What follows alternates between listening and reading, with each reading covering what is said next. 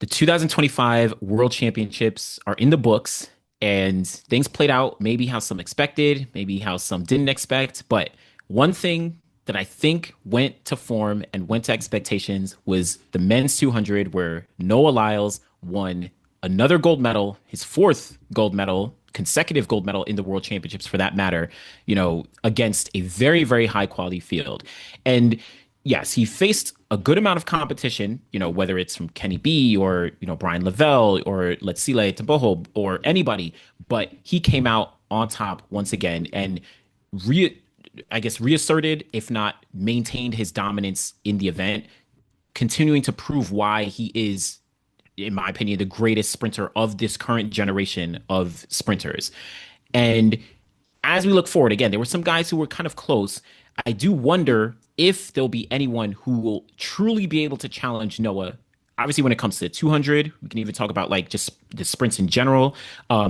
But yeah, I guess what do you think of just like Noah in this 200 and what we saw in Tokyo? Hmm.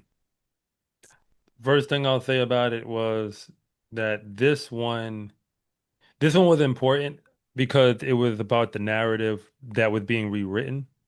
Because again, we're in the Noah Lyles era, and it's not an opinion, it's a fact. And the Hmm. fact is, no one else wins multiple gold medals in this era except him. Where the era started, the moment Bolt walked off the track. Like that's when it started. So him winning this one, because a lot of people had Noah, but a lot of people didn't. And it depends on how they felt because we were trying to create all these different narratives around why he wouldn't get it. But I don't think we realized how talented he really was. And by that I mean we as like the collective track community just still doesn't get it because he's not Bolt. They don't realize he's the best thing you got since him. I think that's Hmm. the hard part to digest. I thought this championship was the one he wasn't supposed to get theoretically. Then, Otto Bolden said it back at USA's. If you don't get him now, you ain't gonna get him. And because he was down, things were going against him. It's kind of like Jordan in '97, like the flu game.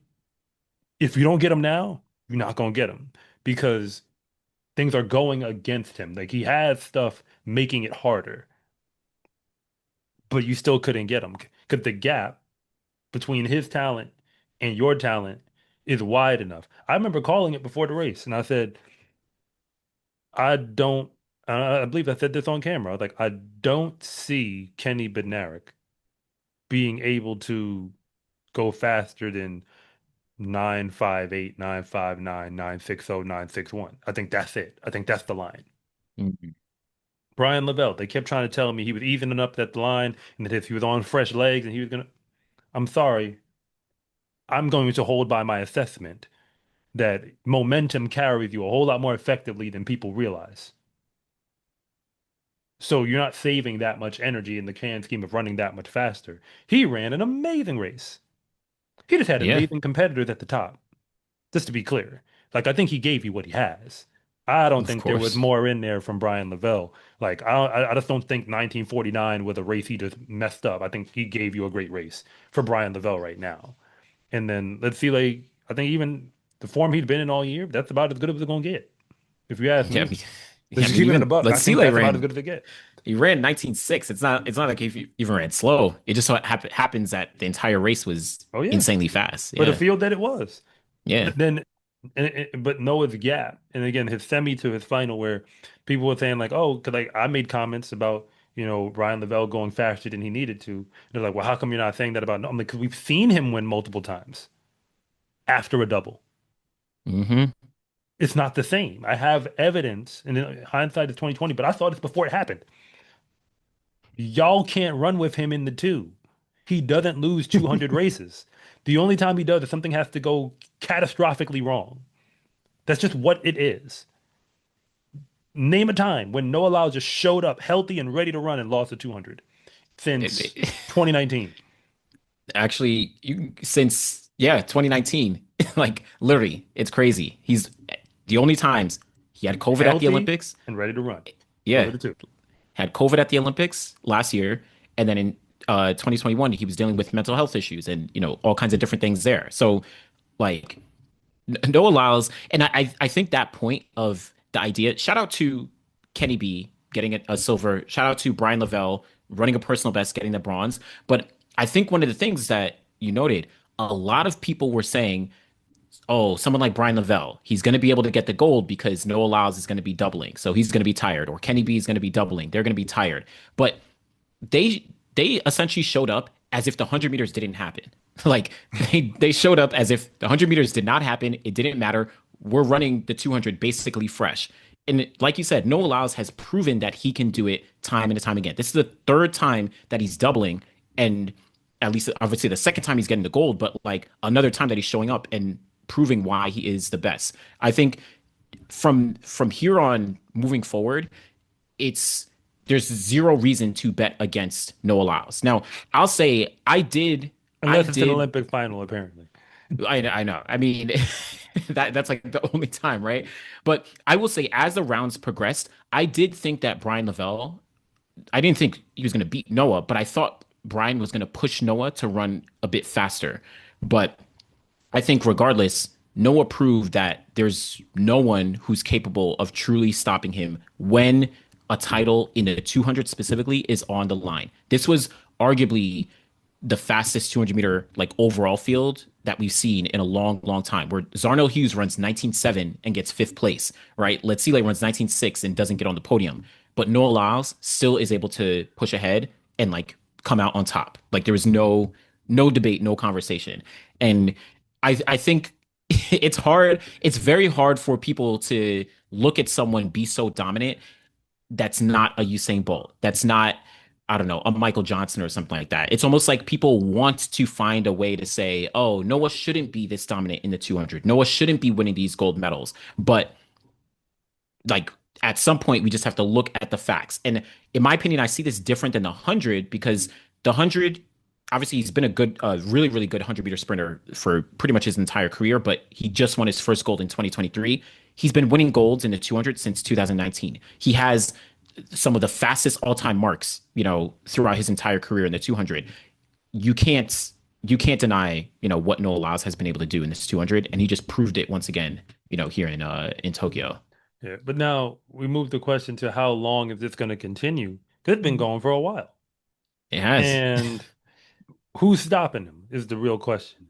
Because yes, Bryan Levell is a credible threat, and he runs the 100 and the 200. I mean, all that fresh legs talk is probably going to go out the door soon. I mean, Oh yeah. like just to clarify, because if they're only sending three from Jamaica, Akeem Blake, we're looking at you. You're the one who's going to have Yeah. to go find something. Otherwise, it's just going to be relay duty. So, I mean, granted, Jamaica get the wild card going into the other Yeah. worlds for what that is. But you get the point. So yeah, so how long do we see this going? Because well, there's two groups. There's the guys who we just mentioned, and then in the 100, I think it also Kashane Oblique, they're there. Hmm. But then there's the new group, the young kids who are coming up.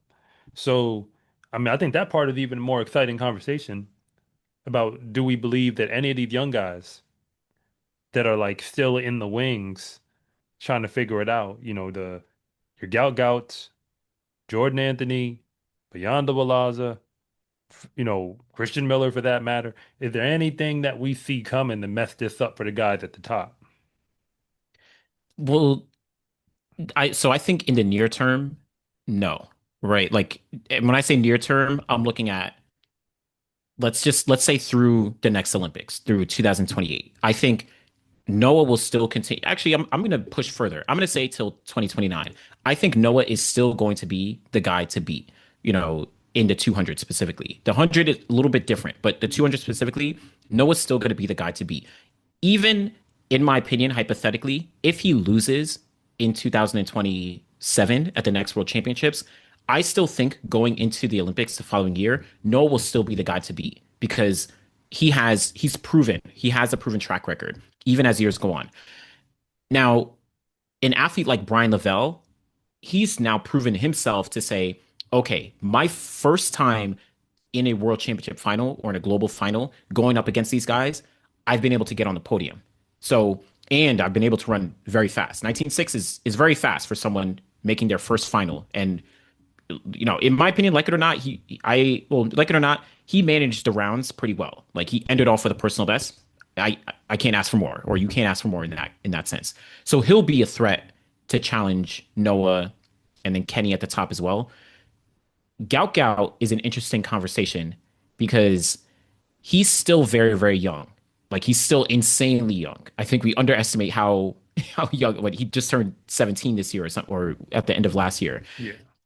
and he has yet to break 20 seconds in the 200, at least legally. Legally, He's yeah. done, yeah, he's done it when dated, and I thought he would do it at these championships. You know, of course that didn't happen, but I think he's maybe on a longer time frame of like 2028, maybe, but more so like after that, 29, whatever it is, like 30, 31, et cetera, et cetera. That's where I see Gout Gout really entering the conversation as like, okay, I'm here to compete with the top guys. You know, even Letsile Tebogo, he's still 22, 20, I think 22 years old. Like he's still very young Yeah. as But well. see, So, but see, yeah. what you just said is why the whole they're young argument, I ain't buy it. And the reason I don't buy it is because we've seen young guys in the past. I mean, now he ain't gonna be running for a while, but Arian Knighton was young. He was young. And we saw him, and we saw him show up and go what, fourth in an Olympic final. And he was Both, 17 last time I checked. yeah, So both of them big finals. so Yeah. so the thing is, gout gout, we have that. But see, because here's the thing, there's when you're a phenom, you get really close to your ceiling earlier than everybody else. That's just what it means to be a phenom. Mm, You see what I'm saying? Like as a result, like okay, and if we talk about real people who are on the circuit, like Courtney Lindsay, Robert Gregory, they weren't that close to their ceiling at 16, 17. nah. You see what I'm saying? Now, granted, they also have a cap on what their ceiling is, but they were further behind, and now they started making it look way more interesting. Like once time went by. So though it matters is not how high you are right now as much as when you're a phenom, but what is your actual ceiling? And we make assumptions when someone gets close to their ceiling early about what the ceiling is. Yeah, of course, And I of think course. that is where the phenom narrative gets dangerous. And that's what Gout's still going to have to battle because people are assuming he's going to break the stratosphere. But the other thing is the hype. The hype is real. And then as a result, it's like, well, how long are people going to wait for him? And by people, I mean like the track community and the hype train. How long will they wait for him to kind of get to that next level? Because okay, you made a semifinal. That happened now. If he doesn't make the final in 2027, then what? Are we going to say he's young again? You see what I'm saying? Like, will that apply? I think that will no longer be a valid excuse anymore. I think at that point he will be fully expected to be in the final at the bare minimum. You see what I'm saying? Like he has to take that next step. But hey, we started this with, Noah's domination. And when it comes to all those young guys, like one of them could break through. I mean, one of them could. It's just, well, Walava and Christian Miller, I don't see either of them as 200-meter threats. They just don't Yeah, have that in their report that they're yeah. ready to go to that level. Well, I don't. I guess Walaza maybe I'm a question mark on because I can't discount him winning World U20s And World University games. and World University games. Like he has the resume. Obviously, I think at these champs he didn't compete and he was only going to do the 100. But who knows what his future might hold there. I will say about Gout Gout before we look at some of the others. Like it is. I do agree that all right. By the time we get to 2027 there's no more of the, or there shouldn't be any more of the, okay, he's young, even though he'll still be whatever, 19 or something like that. But he's essentially where Letsile Tebogo is. Like Letsile had a medal by the time he was whatever. Even Ariane Knighton had a medal as a teenager. So there has to be some standard there. But I do think that with Gout Gout, he just has a longer time frame to work on things because he's not an American sprinter. Obviously, the hype will die down, but it like at that point doesn't even matter. He'll still continue to be a consistent athlete, whether he's running 19, he could run 19.9 for the next 3 years and not break that until years down the line. The thing that he has on his side is that at some point, Noah, Kenny, all these older guys, they're going to start to slow down, and Gout is going to get older and be more, you know, find his kind of ceiling where it's like maybe he's at that point just consistently running 19.6, and the other guys are starting to slow down. Yeah, I You mean, know, that could kind of unfold. but what about the like to consider the mental toll that this sport takes on you because people trivialize it. They don't understand that, and I've said this before, I'll say it again. That the most fun you'll ever have in track and field is normally going to be competing on a quality NCAA Division One team that's actually going out there to win conference championships and beyond. That's actually the most fun you'll have in the sport. So when you are a Mhm. pro in this very lonely journey, traveling halfway around the world consistently to run races, these are business trips. These are not vacations. Like that Yeah, does take a toll on you. And you have to, so when we're talking about timelines, okay, can you imagine the monotony of doing the same thing for 5, 6 years straight, waiting for this big break, this big moment, this big explosion? Like there are tough. athletes who signed up for that. Think about some of the American athletes who tried to go pro before leaving high school, who we never really heard from again on the highest tier. And the reason why is because I think the grind came and got them. Because at first it's like you're young and you're a phenom and there's excitement and there's all of that. And then after your first few trips, it's like, okay, we're getting on this plane again. Okay, we gotta go eat some strange food in this country again. We're gonna have to figure out how we're gonna lift in some random gym I ain't never been to. Like it starts to be like the grind comes to get you. And again, that's what separates the good from the great, the ones who can fall in love with the grind and kind of strike that chord. So, how they say some people don't travel well. That's why when we Hmm. keep talking about Noah's performance in championships, it's all that extra we can't see. Yeah, That's what's actually what you're witnessing in the moment. He figured out how to make sure that when it's time to go, he's ready to go. Everybody else be like, I think I'm ready. I believe I'm ready. He's one of the few people like, I know I'm ready. That's not gonna be a reason why this race is gonna go however it's gonna go. And again, we've watched him even in that 200 final. He wasn't winning off the turn. He no, wasn't winning at 140. yeah, literally And halfway down the straight, it was like four guys. and he said in his interview after the semi, like, I wanted to make a statement that you're not gonna beat me off the turn. Well, guess what? He did get beat off the turn. And what I'm saying is he still won. So Yep. that means that he was able to handle having a script, ending up with the script getting thrown out and saying, but I still know what to do. Again, track and field, because people see running fast, it's just, it feels like people don't see the sport component. They think that you lift a bunch of weights, you work out real hard, do whatever substances or, supplements or whatever that you're allowed to do, and then you're fast. It's not just doing plyometrics. It's a sport. It's no different than when Kevin Durant has the deepest bag in the NBA because he has a counter for your counter for your counter. That's why he's better than you. Something goes off script, and he had a move for when it went off script. The race went off script, and Noah had a move for when it went off script.